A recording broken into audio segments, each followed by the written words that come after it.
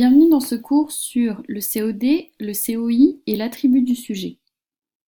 Pour comprendre cette leçon, il va falloir déjà partir de la chose principale qui est regarder le verbe.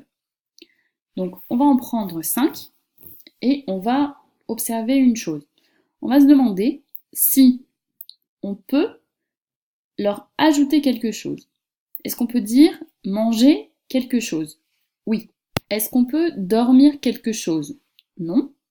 Est-ce qu'on peut vouloir quelque chose? Oui.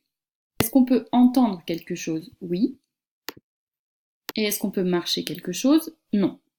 Donc les verbes, du point de vue de la langue, se séparent en deux catégories. Une catégorie qui est ici en vert foncé, des verbes auxquels on peut ajouter quelque chose, et une catégorie en vert très clair, auquel on ne peut rien ajouter a priori. Donc ce que je viens d'expliquer avec une longue phrase, ça a un nom en français, et c'est donc les verbes transitifs, auxquels on peut ajouter quelque chose, et les verbes intransitifs, auxquels on ne peut rien ajouter. Donc les transitifs, donc c'est le verbe plus quelque chose. On a un premier exemple avec le verbe manger. Donc je, ici, c'est notre sujet, manger, c'est le verbe. Je mange quoi? Une pomme. Deuxième phrase, je danse la salsa. Notre sujet, c'est toujours je.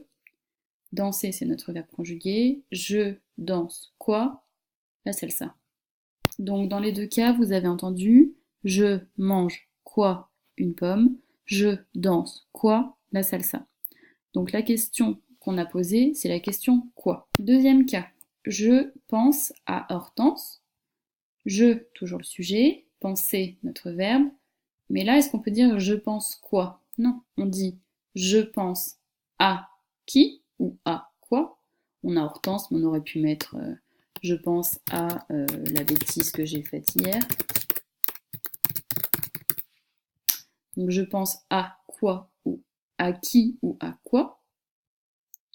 À Hortense ou à la bêtise que j'ai faite.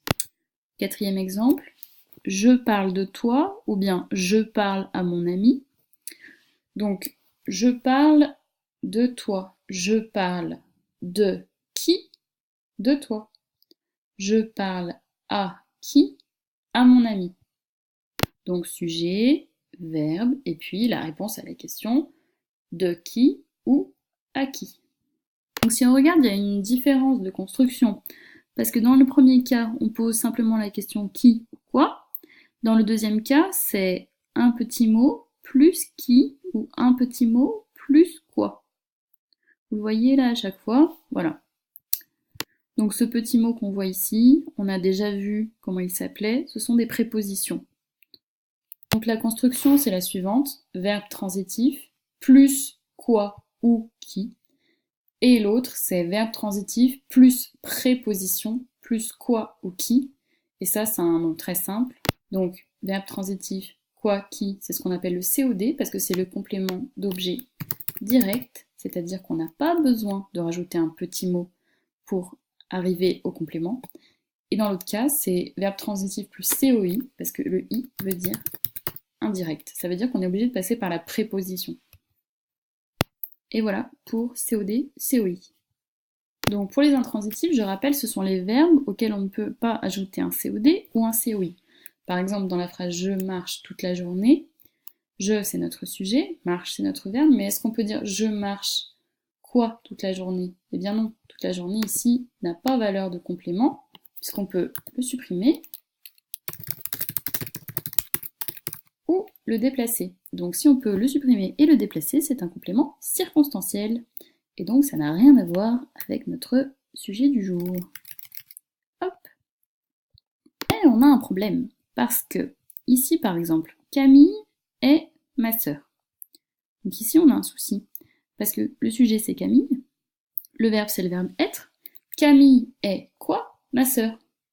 Ah oui d'accord, sauf que, en fait, être est un verbe intransitif, c'est-à-dire qu'il n'y a pas de COD derrière être. Donc on a un problème. Comment s'appelle ce groupe? Comment ça s'appelle ce truc là? Camille est quoi? Ma sœur? Bah oui, ça c'est sûr, on me répond à la question quoi. Alors comment tu t'appelles toi, ce truc en bleu là?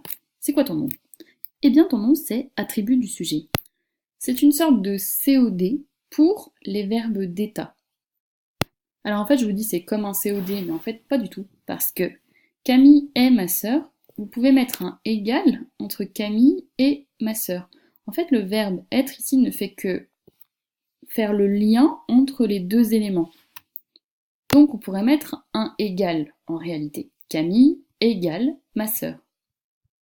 Alors que dans la phrase je mange une pizza, est-ce que je, le sujet, égale la pizza? J'espère pour vous que non. Et de toute façon, le verbe manger, en fait, lui, il a besoin d'un COD. En fait, on dit que le sujet, il fait quelque chose. Alors que dans le cas des verbes d'état, en fait, c'est juste pour dire que le sujet, il est quelque chose. Il faut apprendre la liste des verbes d'état, il y en a plusieurs. Le plus important, c'est être. Puis ensuite, on a paraître, sembler, demeurer, passer pour, avoir l'air, etc.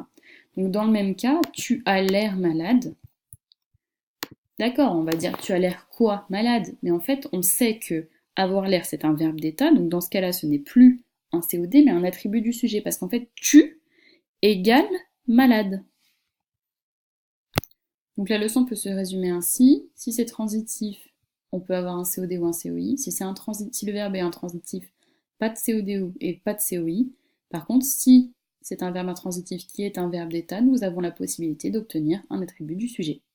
Voilà, j'espère que vous avez tout bien compris, sinon vous pouvez revisionner la vidéo ou éventuellement on en reparlera en classe.